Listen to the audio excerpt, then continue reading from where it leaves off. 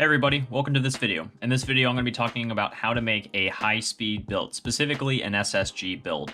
No DSG builds in this video, as they can be difficult to make and are not beginner tech friendly. Also, SSGs are much easier to work on and can provide similar if not the same results. High-speed builds include faster trigger response, semi-auto trigger response, full auto, and burst fire. For the things I'm mentioning in this video, I am speaking in the context of high-speed builds.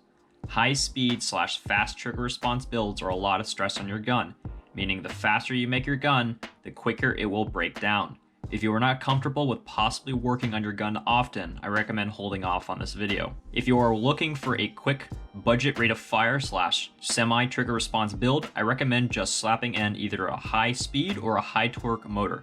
See this timestamp to see which motor to go with. If you're wanting to build a DSG dual sector gear build, please look elsewhere, as this video is specifically referring to SSG or single sector gear builds. You are welcome to pick and choose what items you want, as each do help your speed, but if you are looking for an entire overhaul, please stick around until the end of the video.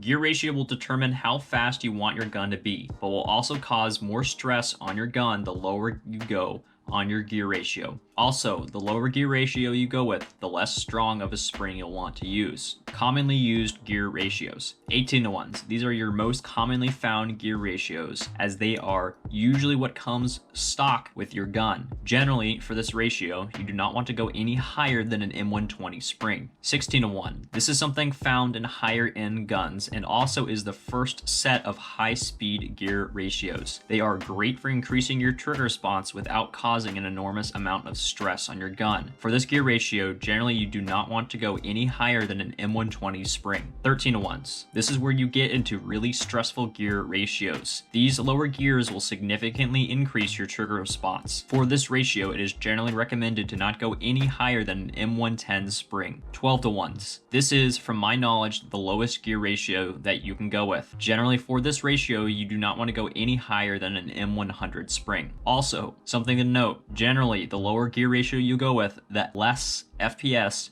that your gun is going to shoot, though you can help prevent this by having a good compression setup. I should have a video coming out later that helps explain this topic. For the most part in Airsoft, there are two different types of motors you can go with. They are either a high speed or a high torque motor. There are also brushless motors, but that's a different story. High speed motors are used to increase your speed on full auto / burst fire, while high torques are generally used to increase your semi-auto trigger response. Bushings are essentially one piece of metal. They are much harder to break or have issues as they don't have any moving parts. They are also generally cheaper than bearings, especially if you're comparing quality bushings versus quality bearings. While bearings have a lot of moving parts built within them. They have a set of balls inside a small cylinder that holds your gears in place. Generally, they do offer a faster / snappier trigger response, but they are also prone to breaking much more often. For the most part, Airsoft techs will recommend people to use bushings for their high stress builds, especially if they are building the gun from scratch. Now, if you are just slapping in a different motor and your stock gun has bearings, I wouldn't fret about it. But if you are planning on doing a complete overhaul in your gun, I'd recommend just sticking with bushings. This is a big one. With high stress builds, you are putting a lot of current and voltage through your electrical system. If you'd like to run high performance batteries, referring to 11.1 volt batteries mostly, you'll want a reliable electrical system, be it a Mosfet, fuse, etc. Essentially, you'll want to ensure that you are not running just simple trigger contacts, as this can cause potential electrical issues like a battery overheating or melting your trigger system. Recommended electrical systems include but not limited to Gate Titans, Gate Asters, Perrins, G&G ETUs, BT Spectres, Gate ASRs, etc. Do be advised, each of these electrical systems do have their own quirks, especially units that are generally meant for specific guns. It is also recommended that you are wired to Deans. This not only ensures that you get a slightly snappier trigger response, but it also ensures that your connectors do not melt. And lastly, ensure that you are using a high performance battery, mainly referring to a 11.1 volt LiPo or lithium ion battery. Not only will this increase your performance, but it will also ensure that your trigger system works properly.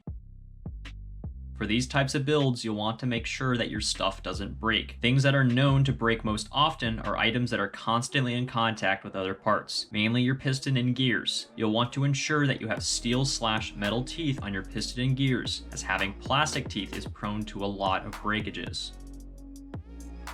For these kinds of builds, you really want to ensure that your gearbox can handle it. A lot of budget guns cannot handle this kind of stress and are more likely to break down/literally explode. Guns like Lancer Tactical, Valken, some Tippmans, entry-level G&Gs, etc.